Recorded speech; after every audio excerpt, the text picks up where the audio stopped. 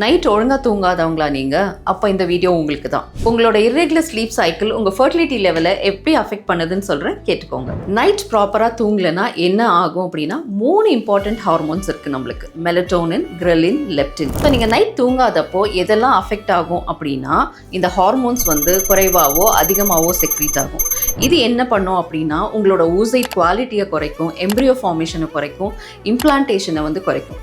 அதே மாதிரி மேல் நீங்கள் சரியாக தூங்கலைனாலும் உங்களோட ஸ்பெர்ம் குவாலிட்டி குறைய ஆரம்பிச்சிடும். ஸ்பெர்மோட ஃபார்ம், அதாவது மார்ஃபாலஜி, கவுண்ட்டு, மோட்டிலிட்டி, இது எல்லாமே குறையும். அது தவிர டிஎன்ஏ ஃப்ராக்மெண்டேஷன் இண்டெக்ஸும் ஜாஸ்தியாகும். ஸோ இப்படி ஊசைட் குவாலிட்டியும் குறையும் போது, ஸ்பெர்ம் குவாலிட்டியும் குறையும் போது, எம்ப்ரியோ ஃபார்மேஷன் குறையும் போது உங்களுக்கு ப்ரெக்னென்சி ஆகிறது டிலே ஆகிட்டே போகலாம்.